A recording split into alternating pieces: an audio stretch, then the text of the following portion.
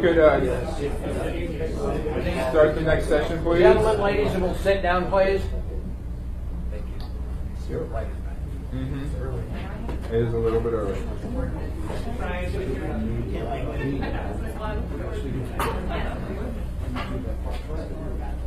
We're going to start just with introductions. So if we could start here. Forrest Dunbar. Dick Training. Christopher Constant. John Middleton. Okay, and I expect that we'll be joined by Mr. Croft and Mr. Steele. Just as a reminder to everyone, if you could speak up, the acoustics in this room are really bad, and so it's hard for people in the back to hear. This is a work session dealing with the Taxi Ordinance, AO 2018-6S. It's an ordinance that I proposed. I have a PowerPoint here that was put together by Amy and Dean in the Assembly Counsel's office. I'm going to give the presentation because Mr. Gates is traveling at the moment with his son. I believe they're at a hockey tournament. Dean, are you online? Okay. Yeah, he told me he probably wouldn't be able to. So I'm going to run through this presentation. I might have to stop at times and consult with the transportation inspector.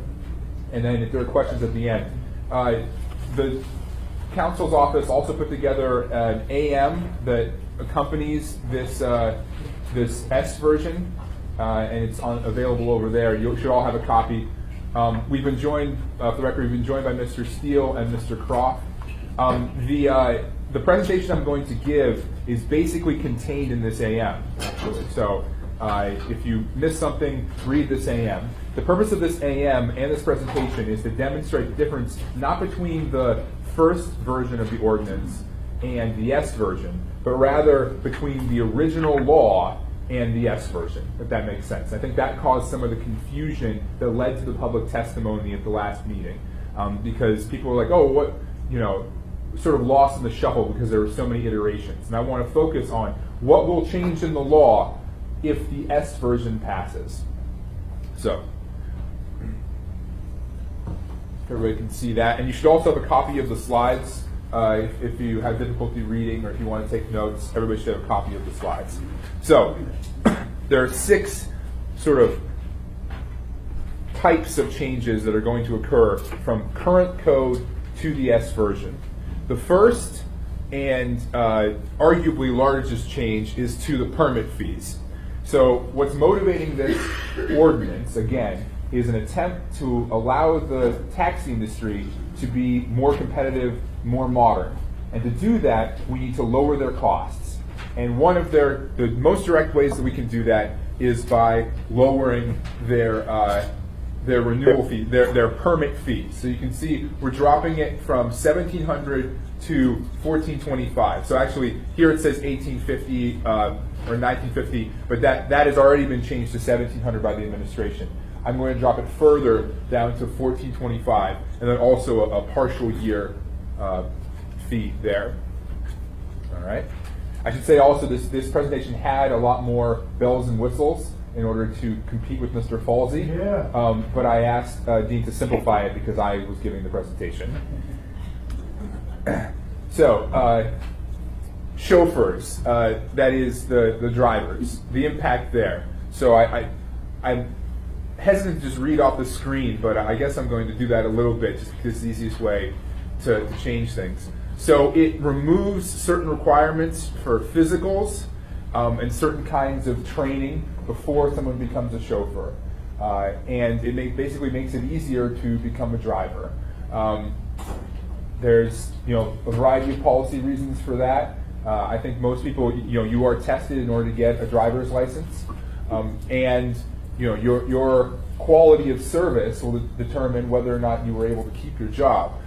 We had originally removed the requirement for English ability as well, but we got pushback from the industry on that. They wanted to keep that in there.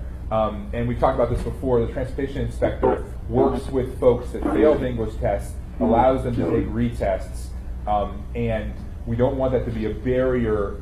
We don't want English-speaking ability to be a barrier, but we also want to have some minimum ability to communicate with with customers. It reduces the minimum age for licenses from 19 to 18. We're not totally sure why it was 19 to begin with. 18 is typically the age of majority in Alaska. It's not an insurance thing, right? Because that's at 25 or whatever anyway, so it doesn't really impact there. Mr. Chairman? Yeah.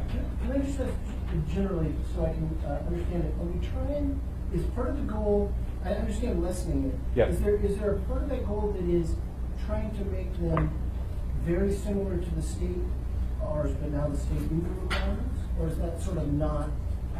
Certainly there are aspects of this that make them more similar, allowing the background check being the biggest one, but that is not, we didn't like go through the code and say, oh, how can we make it like the state? We went through the code and said, how can we try to reduce the regulatory burden? And also, how can we get the city out of the practice of sort of micromanaging this industry through things like rate fixing? Now, we weren't able to do that completely here. But no, like we didn't use, there are a couple points I think where Mr. Gates did look and say, well, this is what the state law says with regard to TNCs, so we'll go to that. But that wasn't, it's not shot through all of these changes. And do you, as the chairman of the Transportation Committee, have an idea that I could borrow of what the future looks like in why we have these two different transportation systems and what is the simple explanation for the difference between? Is one more secure, like more inspected, and therefore a little old lady can feel better about a cab, or what is it? I would argue that there has been a major shift in technology that's driving change in this industry, and then, as you know, the state passed a law that removes our ability to do a regulatory system at the municipal level. I think had we passed, or rather we did pass, but had Bill Evans's ordinance remained in effect, I don't know if that would necessarily cause me to change this. Maybe the background check requirement, but almost everything else, I still think you would need to reduce costs for the industry in order for them to be competitive. Because I think that the difference in technology is sufficiently great, and there, as you'll see as we go through there are some sort of outdated language in the code where it says, like, you know, it has to be, you know, it was written before digital dispatch was a thing, and so that's also driving part of this. Thank you, Mr. Crocker. Yes, Mr. Trainee. Mr. Chairman, the reason we had background checks is because we had numerous problems with taxicab drivers that had felonies for sexual offense coming up here and driving. And we wanted the public to be sure they were not getting the cab when the individual had already been charged and convicted outside of the sexual offense. That's the reason we do the background checks. And Uber and Lyft don't do that. They expect everybody doesn't have that. So the reason we have this filmed here is to protect the public. It's a public safety issue. So hopefully we're not getting rid of that, Mr. Chairman. We are. Because I'll be voting against if that's what you're doing, because I want to make sure we maintain public safety. I believe that this adequately addresses public safety, but it does allow for an alternate means to do a background check. What's that, internet? The same procedure that the TNCs use. They use nothing. I don't believe that's true under the law. You know, whether or not that is actually Look at the case state for law, Uber and Lyft. Mr. Chairman. Yeah. We'll talk more Tuesday. Thank you. Sure. All right. It also allows. It also removes the pre-license drug test requirement. So when you and I go to get a driver's license, we don't have to do a drug test. But if they are involved in an accident, then there are for-cause drug and alcohol tests. By the way, this also doesn't prevent the industry before they hire a chauffeur from making them do a drug test. Just like when I was hired by Fred Meyer, I had to get my cheek swabbed when I was 19. All right. So, rates. It removes the maximum rates based on flag drop. So, in other words, this allows the meters to float. And this is a fairly large change. But we maintained the requirements for curbside hail because we felt that there's a sufficient sort of imbalance of information and power there that we're worried that people would be taken advantage of. We originally, Thank you, Mr. Dyson. Let me continue for a little bit more before I answer you. We'd originally allowed them to do dynamic rate fluctuation the way that Uber and Lyft do. Surge pricing. That's what my original ordinance did, and I took that out. And the reason was because in conversation with the industry, it did not appear they had the technology to actually do that, that the dispatch companies did. What they would have done is had like a little button you would push at the driver, the button, and the driver would sort of do it manually, and they would add. And we could see that would be really problematic and subject to abuse. You know, the way that Uber and Lyft do it is they have an algorithm, and all of their fleet is subject to this price change, and it's basically controlled by a neutral computer, which is a problem sometimes because when there's a spike during a natural disaster, that can cause a lot of consternation. But it doesn't charge you a different price based on your race, for example, or how you look.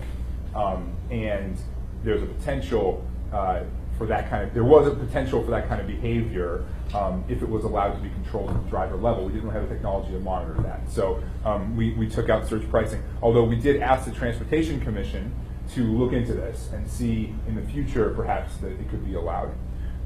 Mr. Dyson, you had a question? Yeah, so do other jurisdictions, or should we have a sticker or something that tells the customer as soon as they sit down in the seat, there's a minimum rate, flag drop rate? I don't know. Do we have something like that, Mr. Messer? They're required to post the rate label on each side of the cab before they get in on what they are. Should this language be adopted, it would take some sort of new novel approach. If they didn't see it on their app or something, it's involved. Mr. Constant? Yeah, so that raises a similar question in the universe where we allow for prices to fluctuate and remove this. Is it feasible then for a customer to get a quote? Right? How would someone know I'm going now from my house to the airport? Normally it's been $18. So there are two ways to that. One, if they had an app that was as good as the Uber and Lyft app, the app could do that beforehand. I don't know if that's the case. We have some representatives from the industry here. I'm not sure if the app will allow you to do that yet. We had a woman at one of our work sessions from Yellow Cab testify, or wait, was she from Yellow Cab or Checker? She was from Yellow. Testify that they are required to give you an estimate, a quote, if you ask for one. Isn't that correct, Mr. Musser? Now, whether customers actually do this or not, and whether they respond is sort of a different issue. You know, another thing, getting back to Mr. Cross' point, another thing that's driving this ordinance to me is, you know, if you ask for a quote from a taxi and they refuse to give it, you should switch and start using Uber and Lyft, because they will give you, if you are the person, if you have a smartphone that can't do that. And I understand there are certain communities that don't, although that community is sort of shrinking. You know, Uber and Lyft are offering exactly that service. You know before you get in the car exactly what your ride is going to cost. And I think that is driving a lot of the changes in behavior. And if this industry wants to remain competitive and survive, they have to start offering those same kind of things. And this ordinance is trying to allow them to do that. Although some of it they could do it themselves right now, and they're just choosing not to. All right, so next. Thank you. All right, this is a continued discussion of the taxi meters. So this allows software-based taxi meters using GPS or location services. So we're trying to expand the kinds of taxi meters that can be used to allow them to be more competitive and offer exactly the kind of services that Chris is talking about. Do you have any other thoughts on this, Mr. Musser? No, thanks. Okay, so I'm going to keep going. All right. Wait a minute. Yep. Oh, and Mr. Dyson, you weren't here when I talked about this. So there's an AM that accompanies this presentation that sort of lays out everything as well afterwards. All right, thank you. Thank you. All right. Okay. Vehicles.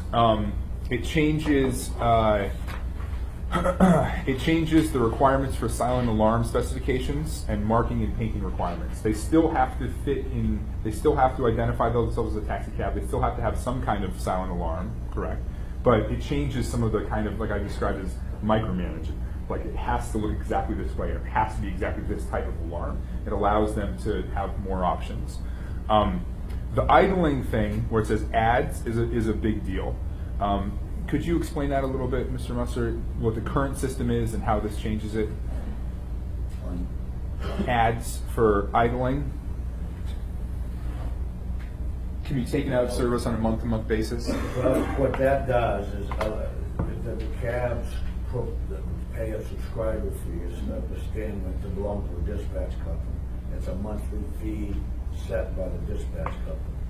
This is new language that would allow a vehicle owner to either suspend their operation in 30-day increments or monthly increments. Many of them leave for the summer, or many within the Korean community, special holidays in the fall, they're gone for a couple of months. It's a new provision that allows them to idle and suspend, in other words, not pay their dispatch fees, and also suspend their insurance during that time. Not cancel it, but suspend it until they return, and then they're required to provide no less than essentially a week's notice before idling a vehicle for a period. So going to amends, this is actually one place where our requirements are getting stricter. So we currently have a 5-year look back on for our background checks, and it's going to 7 years. And that was based, I think, on an inconsistency that Mr. Weddleton found when we were going through the process of amending this. Yes. How does that correlate to the amendment to allow the background checks that the TNCs? So theirs have a 7-year look back. I think that's what it was. I think it's all a 7-year look back. But I could be mistaken on that one. Right, because the state law, I think when they passed that, they moved it from 5 years to 7. And I think ours is. And through the chair, we have this federal regulations required for administrators. You can only go back 7 years in most instances for background checks. We were at 5 years on some of those, so by changing it to 7, right, it's on a universal. On page 13, page 13 of 41, you can see that change there. And it was, the offenses are 1130.040.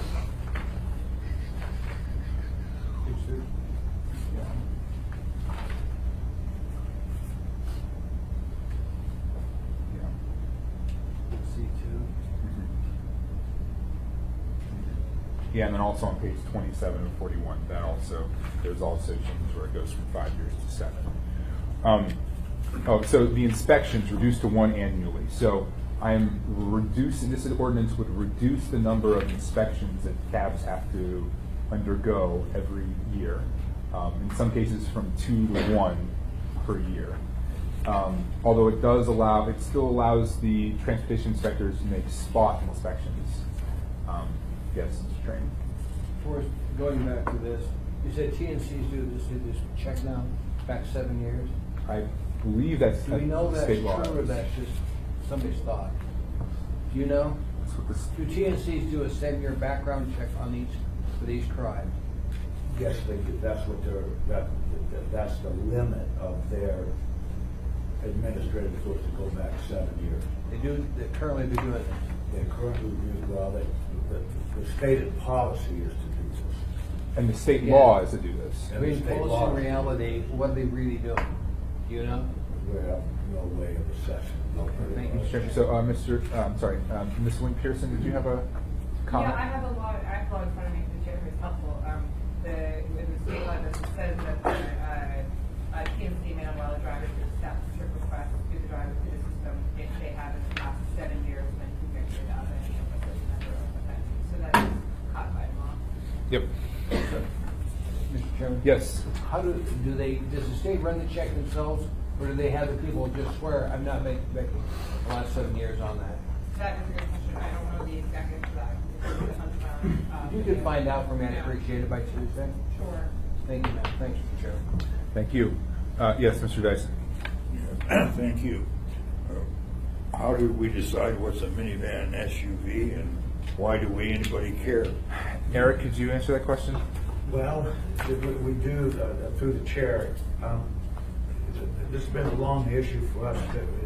The code has been, we have separate insurance provisions that we've had within our code related to seating capacity. And the feds state that, and it was a misinterpretation, if you engage in interstate commerce and using vehicles as a taxicab, and it specified a taxicab, you had to have a certain level of insurance if the seating capacity was greater than 6 passengers.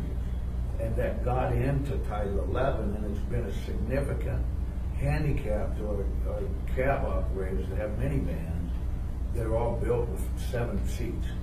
And so, we have a very high need for vans and van transportation in the summer. And so we've long advocated changing that minimum from 6 to 7 to allow use of all of these. This is from 7 to 8. 7 to 8. Yeah. So they can use all these minivans. But it's only number of seats, It's only number of seats, plus nothing. plus nothing. All right, thank you.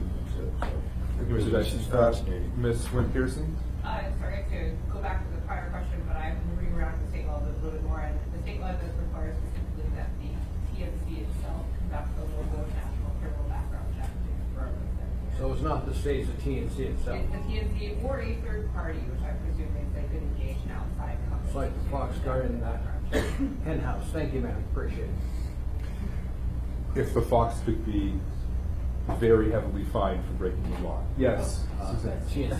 Regulated fox. So on the yearly inspections, which are reduced to 1, Yeah. up to 25% of vehicles can have the random inspection. So it says that it counts, that inspection counts toward the number required. And since that's 1, if someone had a random inspection, then that would take the place of, that would meet the requirements for the yearly inspection then. Is that right, Mr. Nussek?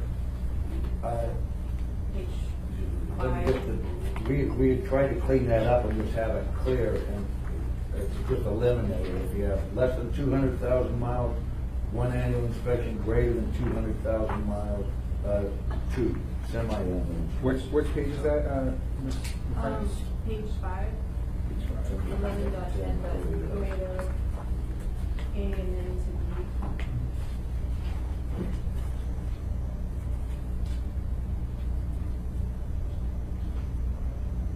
And it says at least once annually. So where does it say?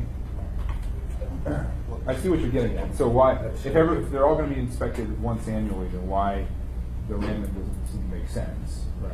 Because if it's going to count as that one, where do you see it? Where do you see where it says it will be counted as that? It's line 26. 24, yeah, 26. Okay. Counted for were required in this section. Oh, I see. Okay.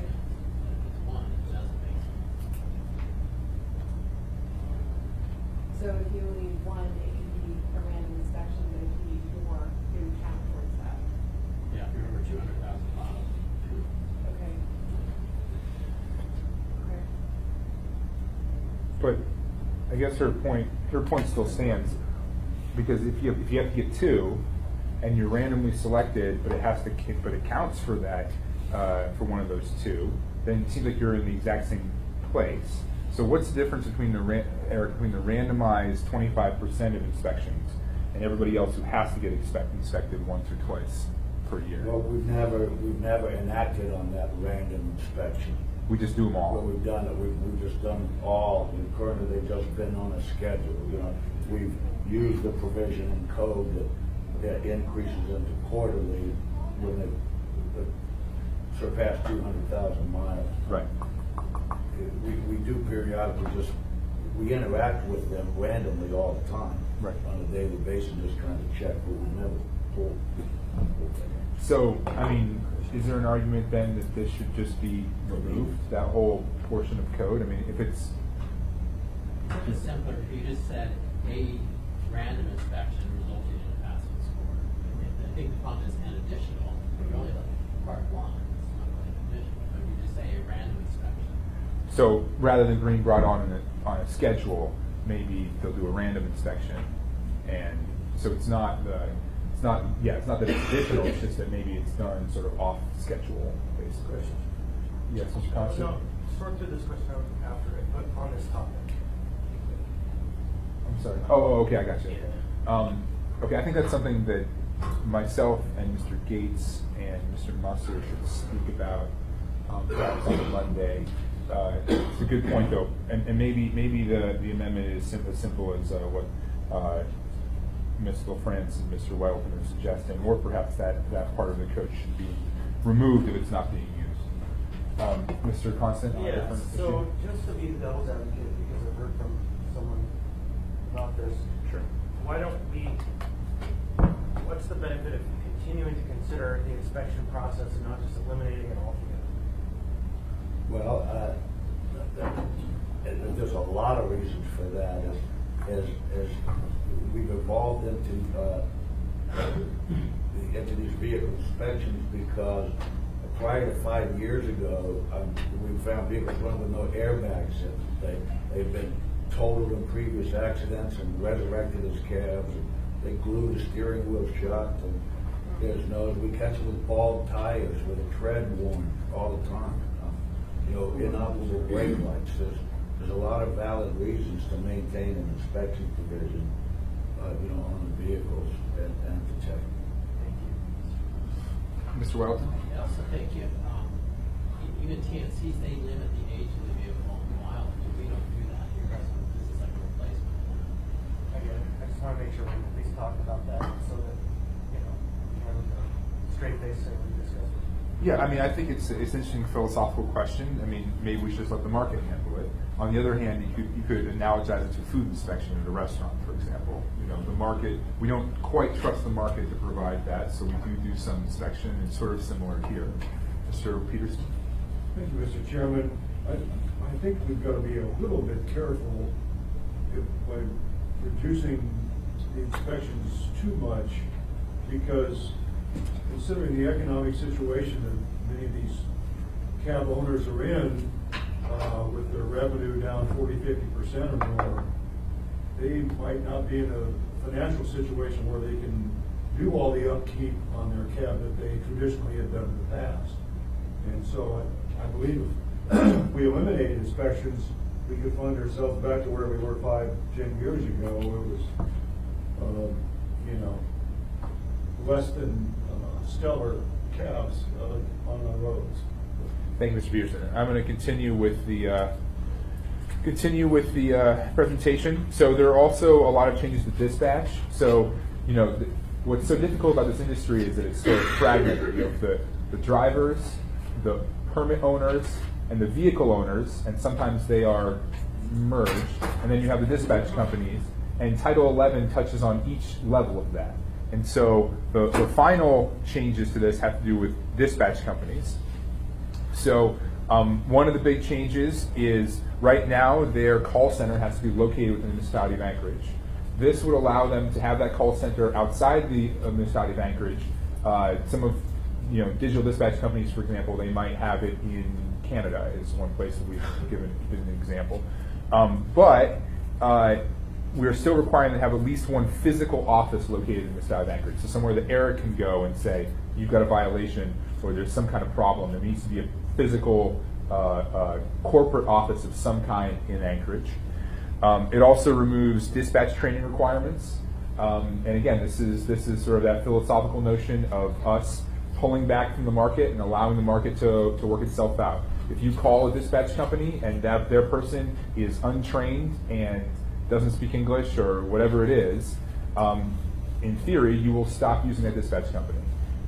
And we've got 2 now, and perhaps there will be more in the future. So that it gets us out of the business of training their dispatchers. It clarifies digital dispatch, and it reduces some of the reporting requirements. There's also a large change that was on one of the previous slides. Right now, and correct me if I'm wrong on this, Eric, we set some of the rates, or we control the rates that the owners pay to the dispatch company. Is that right? That's incorrect. Okay. I was under the impression that we were getting rid of some of the caps on those rates, or some of the price setting between the dispatch companies and the permit owners. That's not the case? No, sir. Okay. Only eliminating what's directly consumed. Okay. All right. Well, that's interesting. I thought that was in there in the AM. But anyway, that's the presentation.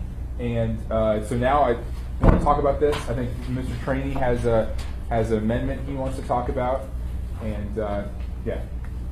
So are there any comments on that before we go on to Mr. Trainee's amendment? First, Yes, Mr. Dyson. yeah, forgive me for being way behind the power curve here. Does existing code force a license holder and holders, wherever the group of them is, to take service anywhere in the muni? Eric. Through the chair, yes, it does. Provide you from the boundaries of Whittier to Whittier Tunnel all the way out to the Palmer Cutoff. Yeah, so at least rumor is that it's such an economic disadvantage to take a call from a Clinton or a Girdwood that those customers get shuffled out of the deck sometimes. Any truth to that? Or, I'm sorry, is that a problem? Through the chair, that's been a long-standing issue. That it's just been a long-standing issue that exists for folks living in Birchwood or Sure. even Eagle River or even Indian and Girdwood, because it takes a considerable amount of No, time. I got to the get problems, somebody to do it, so but it's, is there any way we can help or incentivize the companies to take those inconvenient and unrewarding calls? The only way to do that through the chair would be to subsidize, the transportation to those areas. You know, to do that through some sort of fee. So it would have to be universally applied. Yeah. And you know of no jurisdictions that are doing that well, I suspect. I only know the one that I like to use for as an example is New York. You know, New York, to solve this problem, particularly with disability transportation, did a 5-county 311 program. Denver's now about to match it. They assess every for-hire ride 10 cents a ride in its million. Yep. And then they incentivize, they centralize the dispatching within 5 counties, and then they have all the disability, and they incentivize the drivers. It's actually using that, and the drivers are essentially paid themselves. It's not passed to the consumer, it's the universal rate. Yeah. Thank you. It'd be the only way for it to work.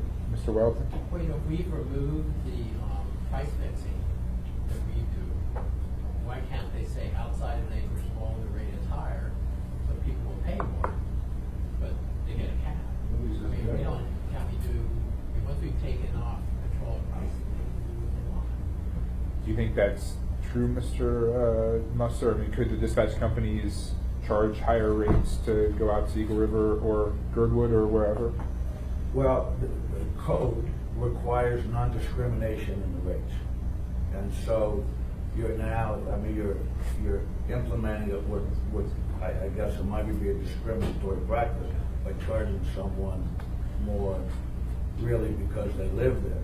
But if you're using the same time and distance, you know, I mean, they get it, I guess. Yeah.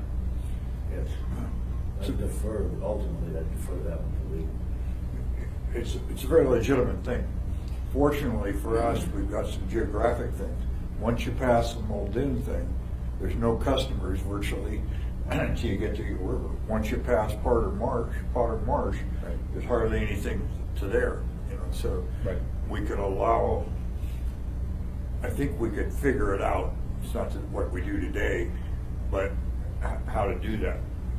Right, I mean, because you say it's discriminatory, but the argument, the counter argument, right, is that cabbies driving around Anchorage, they go drop off, and then there's another customer probably nearby, and they get, so they, you know, they can drive them back or whatever. But yeah, you go out to Girdwood or to Eagle River, unlikely you're going to find another customer to take back in that short time That's frame right. around there. Yeah. It's orders of magnitude, like 5 times worse recovery Right. than it is. Well, I mean, one of the things that we talked about a couple of years ago was why that was a good reason to allow Uber and Lyft to come into the market, because they could potentially serve those outlying areas. And I don't know, I don't know if we've got any data that suggests that they are, or if you have any anecdotal data, or Mr. Welton or Mr. France does, that people are calling Uber and Lyft from those outlying areas and using it to go to the airport, for example. Yeah, so there's a model historically. Our founding fathers must have decided that there was democracy served by having a universal postal rate. Yeah. So the guy at the end of the longest place the Pony Express went, you know, and so on. Sure. And then when the telephones came along, there was Universal Service Fund. Look on your bill, there's a few cents down there.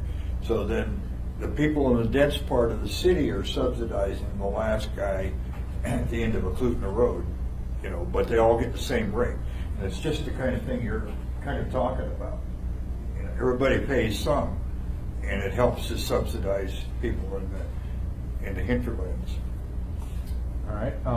So if there's any more comments, let's go on to Mr. Trainey's amendments. And Mr. Trainey, would you like to? I only have one little amendment. It would require a public convenience and necessity study to be done before any more permits are issued. Because years ago, we used to have this study done. That would determine if we issue permits. And then Mr. Irvins was here. They changed that. They just willy-nilly started giving permits out. And the problem is, it is bankrupting the taxicab industry, the drivers. They're making no money driving. So this would require, I have a copy of it here. I have my copy. Yeah, I had a I copy don't know as if you well. got a copy or not. I'll be introducing this on Tuesday. It would require this study to be done before any new permits are issued. Right now, the market's being flooded with permits. Mr. Inspector, go ahead, Mr. Musser. I have a question. Mr. Welton had his hand up first, and then go to you, I Chris. just want to see where we are now, is that we are increasing it by X number of years for the next, I think we have 4 more years or so, and then it would be opened up unless a study says we should not.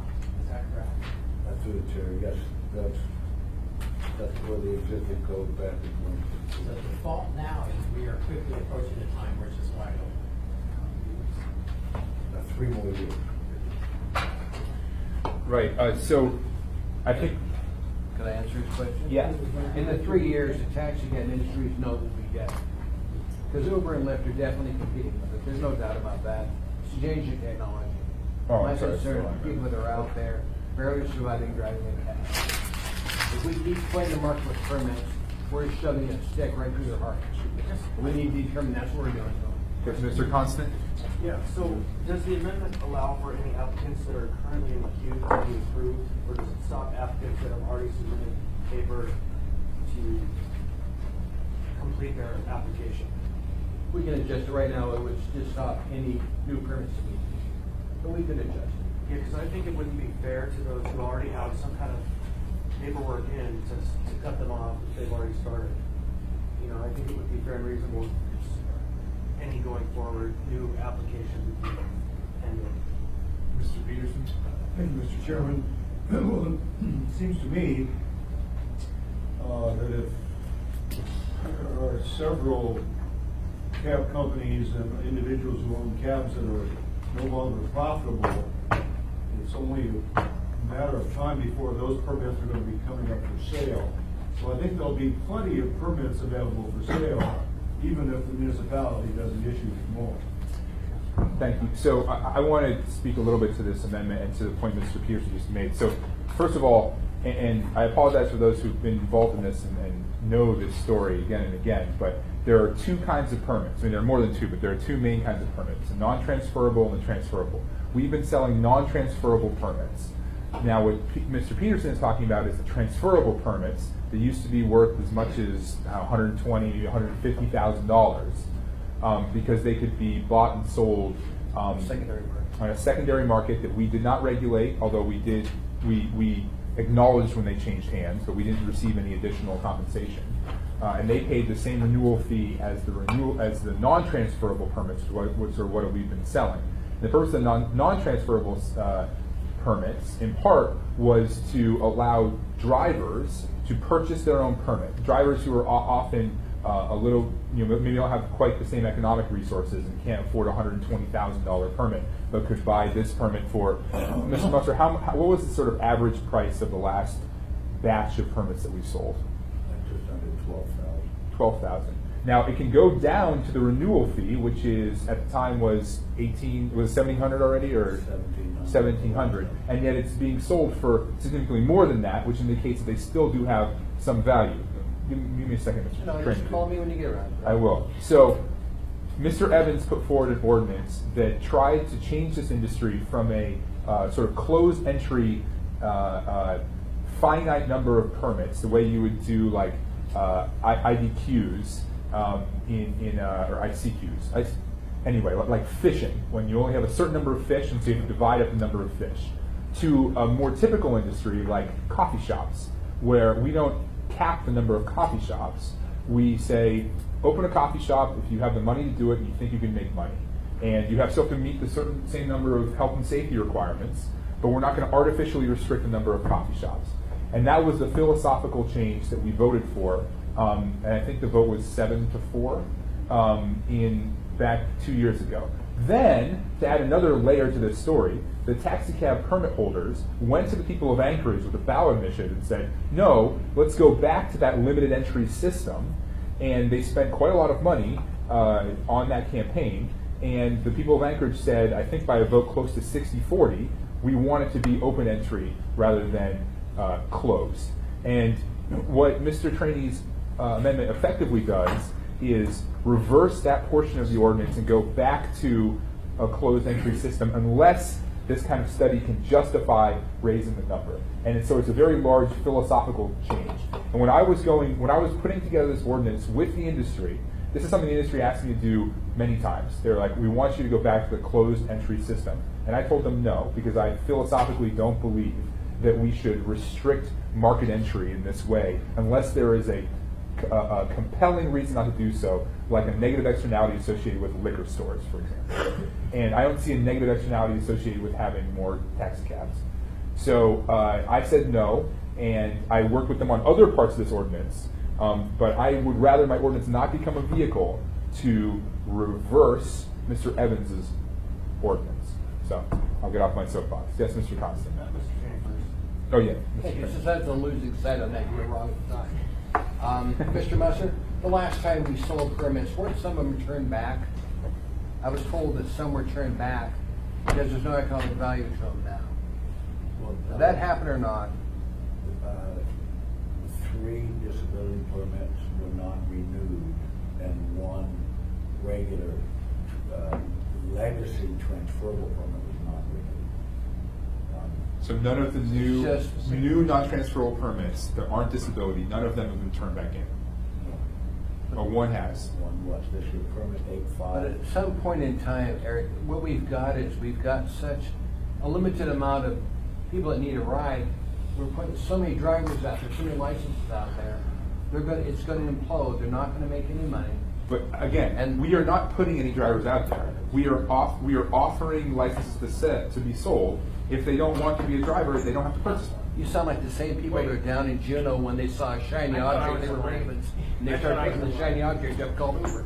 So here's what I would offer, that if the original ordinance contemplated after a certain time period, we would conduct this analysis. Right, that's some years. I heard 4 years or 3 years or something. And the fact is, we've seen by the testimony I've heard today, 90% reduction in the value of the permit. Right, 90% of the value has been washed away through that process. Maybe it is fair to ask the question sooner than later: has there been a detrimental impact, or are there enough, or are there not enough? Because if in the end the process is going to lead us to ask that question, what's the harm in asking today? Because we've already washed away 90% of the value. You know, under this end, I say, what is the point in asking that question? Because if we closed entry to the taxi business, someone wants to be a taxi driver, they have a quick substitute, they'll do Uber or Lyft. So you could say, no more taxi drivers. Okay, those guys will just do Uber and Lyft. So you really don't help them for a taxi driver. And as long as there's Uber and Lyft, there's always another car to drive you somewhere. And that's really what we're talking Right, and so I think that's absolutely correct. But that's for the drivers, not the permit holders. I think we often conflate the two, and I hope that we don't. The advent of Uber and Lyft so I have ridden, since this happens, I have ridden in both Lyft and in taxis. And so I want to talk to people. And every Lyft that I've been in so far, no, that's not true. I guess 2 of the 3 I've been in so far, the drivers have been former taxi drivers. And I've asked them, why have you switched? And they said, I make the same amount of money and my hours are much more flexible. So I think you are perhaps correct that this has not necessarily been a bad thing for the drivers, certainly maybe been a bad thing for other segments of the industry. Opening the permits. Opening the permits. No, and the advent of Uber and Lyft. So, Mr. Constant. The argument that I'm hearing is what Mr. O'Malley's been saying, that why are we wasting time? Why don't we just kill the permits and this business altogether today? Right, because that's what I'm hearing the movement is, and that's radical and horrible. But that's really the fundamental argument that is at the basis of that question.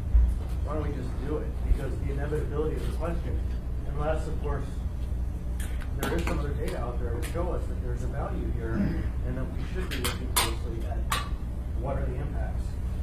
Mr. Weddleton, then Mr. Trainee, and Mr. Croft. I would say non-regulated businesses. Are you in the queue? I'm sorry, I didn't see you.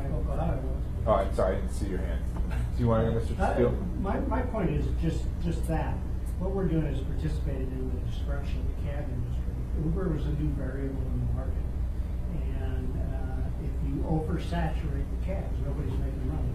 And therefore the permits are dropping. And it just seems to me that by not issuing more licenses, we're at least giving them a fighting chance to take that share of the market. Okay. I'm sorry, I lost the order. I think it was Weddleton, Mr. Trainee, Mr. Croft. I just bounce it off of Chris. I don't think industry that is unregulated is radical. That's typical. So what's radical is the amount that we regulate this industry. And is it horrible to unregulate it? I think it's horrible. So I think the radical and horrible are not because radical is regulated. Mr. Trainee? The nice thing about this system is we know that drivers and the cars are insured. There are study after study saying Uber and Lyft have no insurance. And that's a real problem because as our constituents, they're going to go to court and find that there is no insurance there to back them up. When Uber first came here, they said we have $1 million policy, show it to us. They wouldn't do it. They went to Juneau. They finally convinced them that, well, we have one, we just won't show it to you. My concern is we're seeing court cases come up where they are not standing behind that. Mr. Croft? Here we've got insurance on them. Mr. Croft and Mr. Constant. Yeah, I mean, I think part of the problem is we have not clearly stated or decided, at least stated, what we're doing.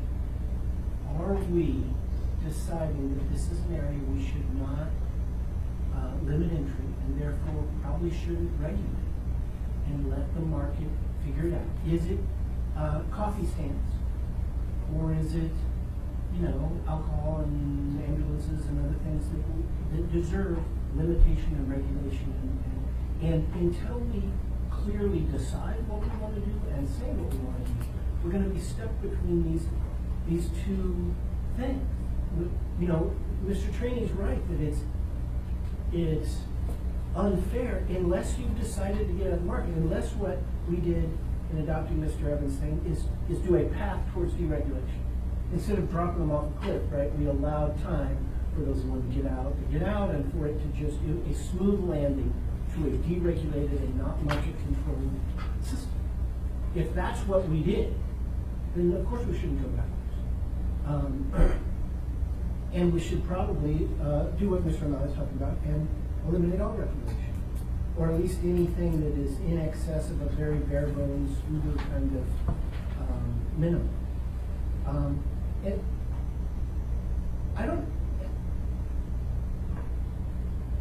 there's been this idea that we did this, and certainly we took action and increased the permits, and that's had an effect.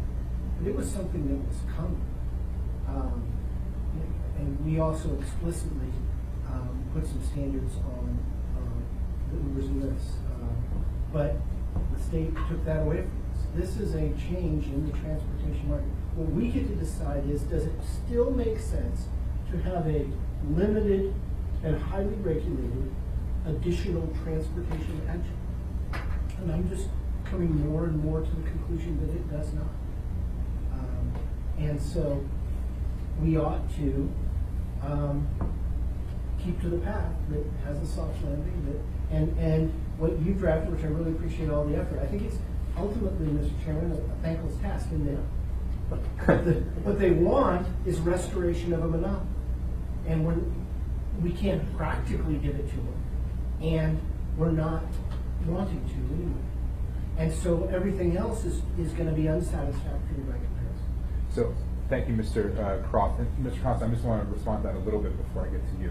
So, I agree with a lot of what Mr. Croft has said, and it is my intention that this is not a radical transformative ordinance the way Mr. Evans' ordinance was, for example.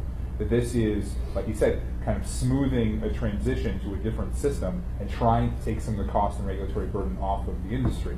I would push back a little bit on what Mr. Croft said so far as, the choices are to regulate and have limited entry, or don't regulate and allow it to be, open entry. That actually doesn't really describe a lot of other industries. And to use the coffee stands, for example, we do regulate coffee stands. We have health inspectors. We have parking requirements. We have traffic requirements. Like we regulate almost every industry. And so I think it's more of a sliding scale than it is a harsh dichotomy.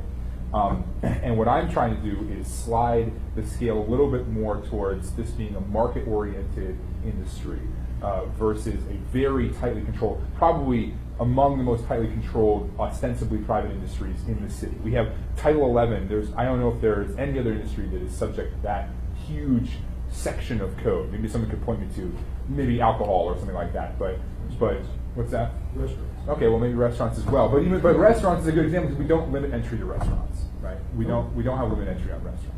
You could have limited pizza places about 40 years ago. It would have been great for me. Well, that's exactly right. If there had only been 10 pizza licenses, you'd be worth $10 million, Mr. Peters. Mr. Constant?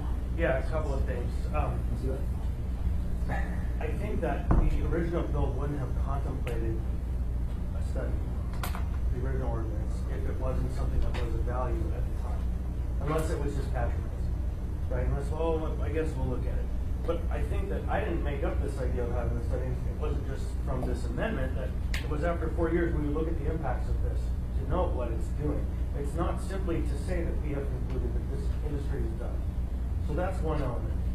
Two, there are people who Uber doesn't pick up, and we all recognize, and you think, you stated that, Mr. Nomar, that they're becoming fewer and fewer, but what happens to the people with disabilities that have those special needs and that are picked up by these services that are regulated? And I guess they all become anchor rides or something. I don't really know. But just a sidebar back to the insurance question, just this week, I had a constituent call me and say, what can you do for me? My insurance isn't going to cover the claim. I was driving for Uber. Okay. That happened just this week. And so that's why I said you call the state insurance office for their claims, but if you were driving, you needed to have your own insurance. But of course there was no one there to make sure that happened. Hopefully no one was hurt, right? Because then what happens if there's no insurance and these people are, but anyhow, so I think that embedded in the middle of all of this conversation, back to Mr. Evans' bill, the way it was implemented is a trajectory with measurement, not just a trajectory and how. And I think Mr. Training's ordinance just asks to measure the question. Mr. Wellington? I just want to start there. There were, the notion of doing a study was done frequently. Before wasn't that routinely? You would do a study, and it says, no, we're doing on permits, and you're ready to do another study, we need 50 more, 10 more. So the idea of a study is pretty standard. Through the chair, especially for the new members, Title 11 prior to 2016 required a biannual convenience necessity review to study a broad array of impacts on the community and determine whether additional permits whether limited or general or disability or whatever, would or should be issued to meet growing demand within the community. The last completed study was in 2016, prior to introduction of the ordinance, and prior to the TMCs or the Ubers and Lyfts coming to town. That study, the Transportation Commission was in the middle of weighing out its impact, and was about to recommend over 2 years the issuance of between 40 and 45 additional permits, believing that under the existing regulated framework of Title 11 and where we were as a community, that would bring anchors to where it should be in terms of the number of cabs on the road and meeting the need. It also authorized the issuance, to get to the member from Eagle River's question, 3 permits specifically for that area to try and grow and meet a specific demand. It was subsequent really to that the ordinance was introduced, and then the singular regulatory question of do we regulate this industry and put it on a path to be regulated in the Veterans Court. But in the regulated framework of Title 11 at the time, it was felt that 40 to 45 would meet the needs of the community. Mr. Croft, do you want to? Yeah, all good points, and I agree with you, Mr. Dunbar, that regulation is different than the limited entry. But we keep confusing those two as we talk here.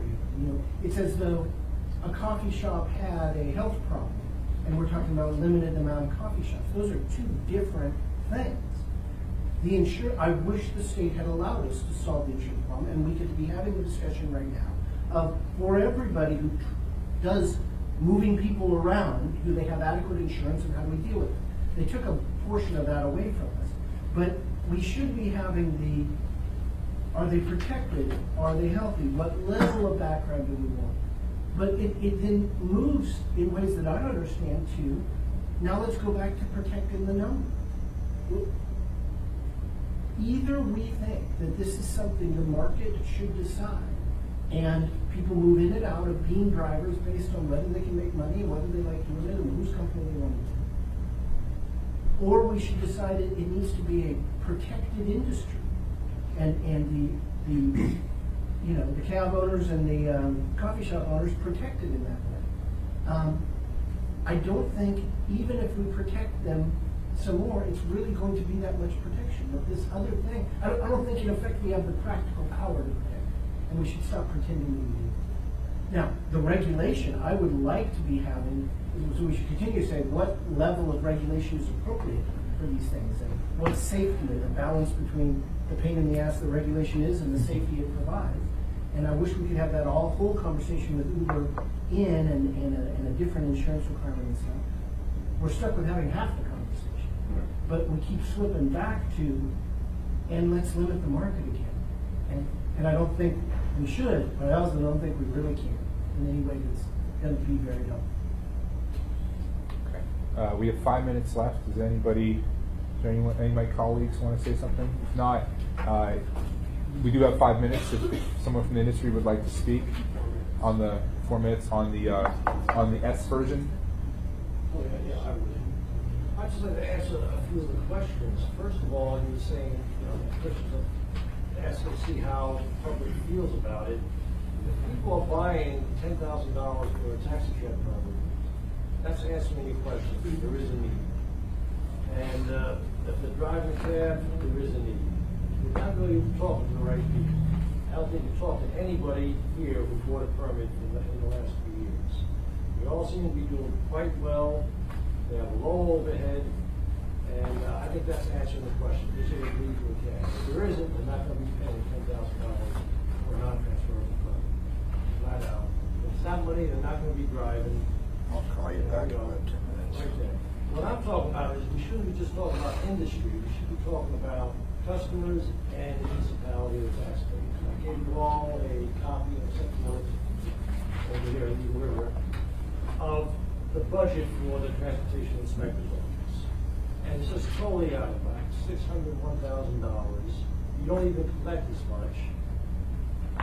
Everything he does is also being done by Yellow Cab and Chevy Cab. It's all in the computer system, the same as Uber and Lyft. If you don't have an inspection done, yearly inspection, if you don't prove to Yellow Cab the inspection's not done, you're not going to come. If your driver's license is not, it's probably expired, they tell you. If your chauffeur's license is expired, you can't sign it. So everything that TI's office does is being done. I'm saying it's all just redundant middleman TI. The permits are being issued by the purchasing department, not the TI. I don't know why he's even the main part of it. Taxes and regular fees are being collected by the municipality, just like real estate taxes, paid municipality. If they're not paid, municipality calls the Yellow Cab or whatnot, lets them know they can't sign it.